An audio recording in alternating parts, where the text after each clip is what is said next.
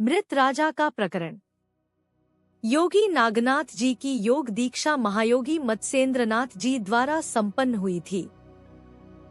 योगी नागनाथ पहले बद्री का आश्रम में साधनरत रहे एवं तत्पश्चात हिमाचल प्रदेश में ज्वालामुखी में मंदिर के समीप घने वन में आसन जमाया।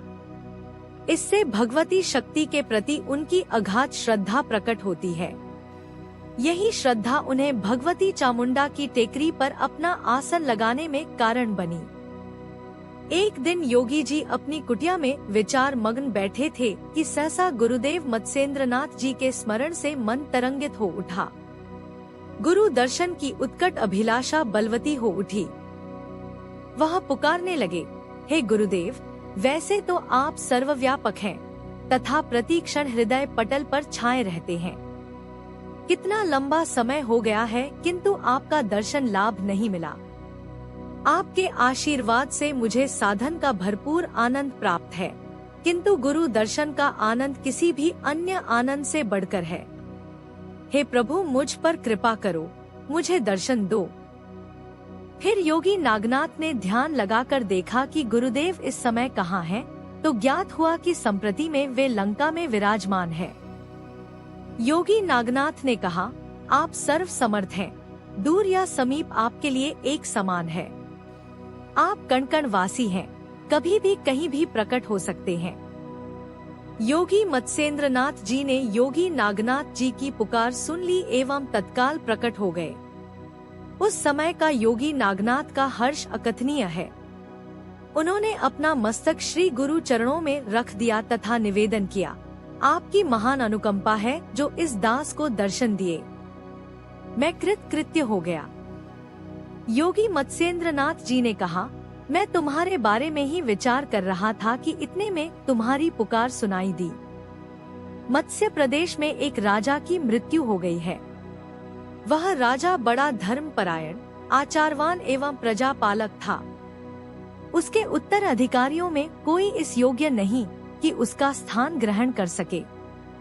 जब तक अन्य कोई व्यवस्था नहीं हो जाती, तब तक तुम उस राजा का जीवित रहना अत्यंत आवश्यक है।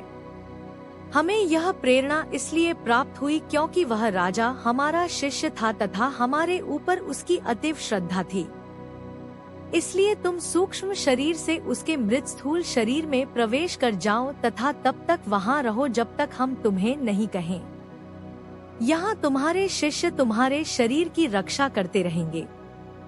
बीच बीच में जब राजा सोया हो तो तुम उसका स्थूल शरीर अस्थायी रूप से त्याग कर कुछ समय के लिए चामुंडा माता जी की टेकरी पर आ सकते हो। योगी नागनाथ ने कहा, मेरा सौभाग्य है जो आपने मुझे इस सेवा के योग्य समझा। मेरे शिष्यों को इस बात का पता भी नहीं चलेगा कि स्थूल देह का त्याग कर अन्यत्र किसी मृत शरीर में प्रवेश कर गया हूँ। वे यही समझते रहेंगे कि मैं समाधि अवस्था में हूँ। आपके आदेश का पालन करके पुनः अपने स्थूल शरीर में लौट आऊंगा।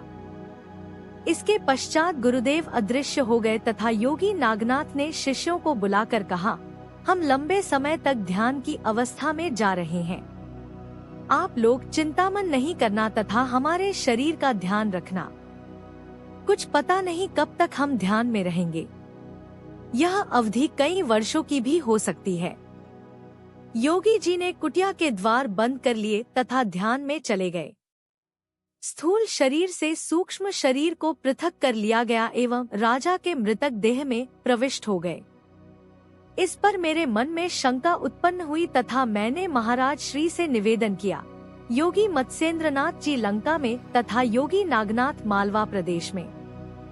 इतनी दूरी प्रार्थना भी सुन ली तथा तत्काल प्रकट भी हो गए।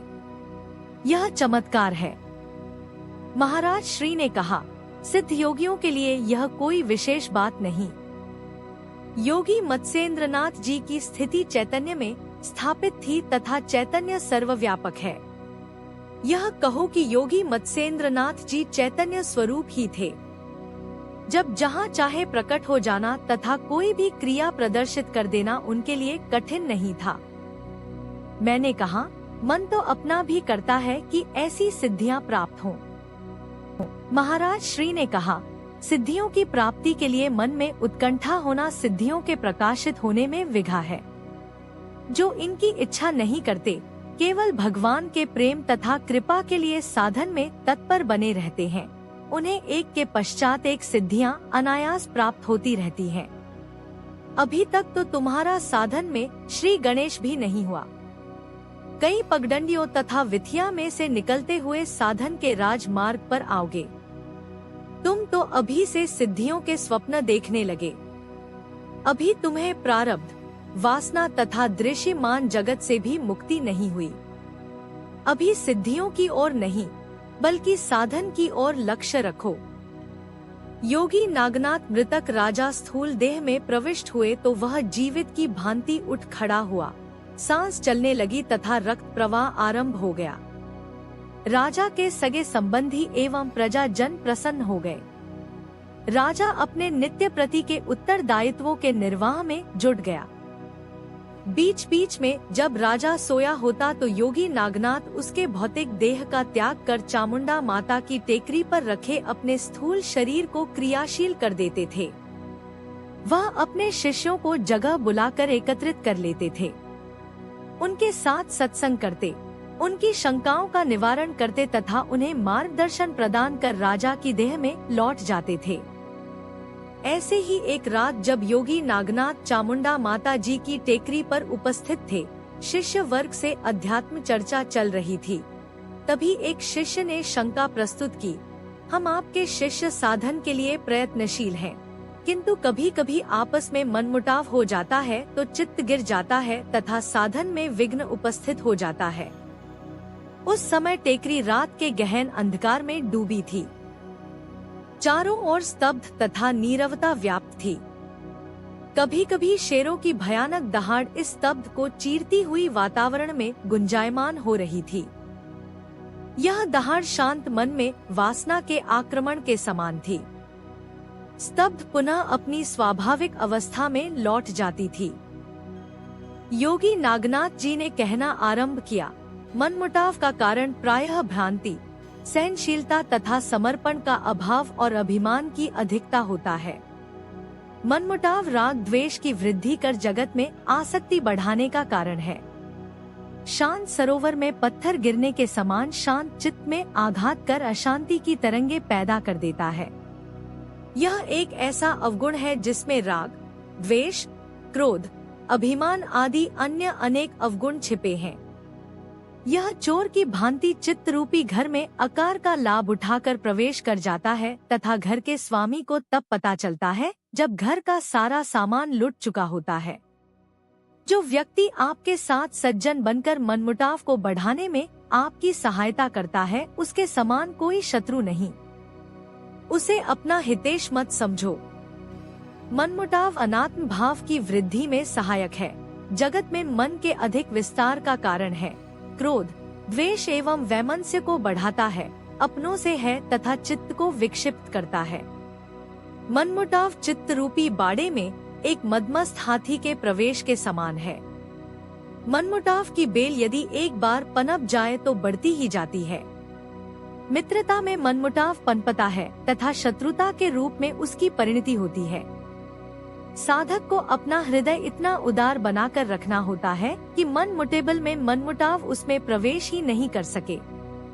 भगवान के प्रेमी भक्त का प्रभु के प्रति अनन्य भाव होता है। दूसरी भावनाओं, विचारों, अवस्थाओं, वृत्तियों तथा प्रवृत्तियों के लिए उसके हृदय में स्थान ही नहीं होता। उससे अर्धम मूलक अनुचित कर्म होते ही नहीं। यदि कभी हो भी जाएं, तो भगवान अपने प्रेम के तीव्र प्रवाह में सब बहा ले जाते हैं। आप लोगों में यदि मनमुटाव हो जाता है तो इसका अर्थ यह है कि आप में भगवान के प्रति प्रेम की कमी है। मानसिक प्रवाह जगत की ओर है, अन्य विषयों का आपके समीप अभी महत्व है।